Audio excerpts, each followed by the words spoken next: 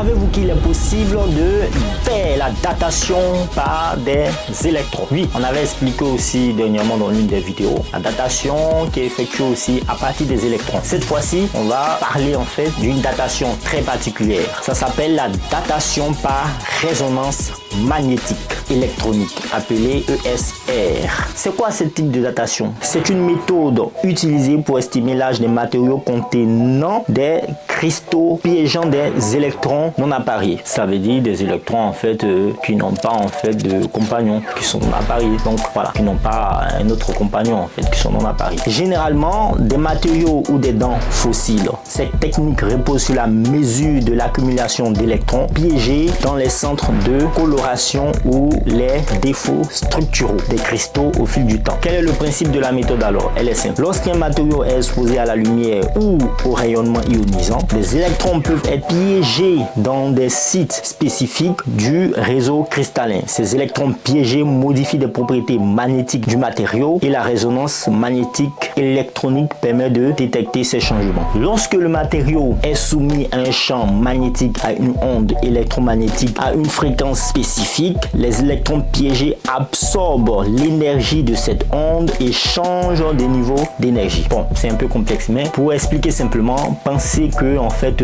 des électrons, lorsqu'ils gagnent de l'énergie, ils sautent en fait de palier. C'est comme s'ils étaient dans un immeuble et lorsqu'ils gagnent assez d'argent, ils montaient en fait pour aller à l'immeuble supérieur. C'est ça en fait les niveaux d'énergie. Bon, en mesurant la quantité d'énergie absorbée, il est possible d'estimer le nombre d'électrons piégés et par conséquent d'estimer le temps écoulé depuis que ces électrons ont été piégés. Bon, on va prendre un exemple pour mieux expliquer ça. Un exemple courant de l'application de la datation par résonance magnétique électronique concerne les dents fossiles. Les cristaux dans l'émail dentaire peuvent piéger les électrons au fil du temps. En analysant ces électrons piégés, les chercheurs peuvent estimer l'âge de la dent. Imaginons une dent fossile découverte dans une couche sédimentaire. Lorsque la dent est enterrée, les cristaux dans l'émail commencent à piéger des électrons. En utilisant la résonance magnétique électronique, les scientifiques peuvent mesurer la concentration d'électrons piégés dans les cristaux en comparant cette concentration avec la mesure continue à laquelle les électrons sont piégés dans ces cristaux. Ils peuvent aussi estimer l'âge de la dent et par extension l'âge de la couche sédimentaire dans laquelle elle a été trouvée. La datation par résonance magnétique électronique est ainsi un outil précieux pour dater des objets archéologiques et géologiques, en particulier lorsque d'autres méthodes de datation ne sont pas applicables ou fournissent des résultats limités. Elle offre une fenêtre sur le passé en examinant la signature magnétique laissée par des électrons piégés dans des matériaux au fil du temps. Vous savez un peu maintenant comment on peut déterminer ou comment est-ce qu'on peut dater certains objets par la datation par résonance magnétique électronique. Portez-vous bien, peace out.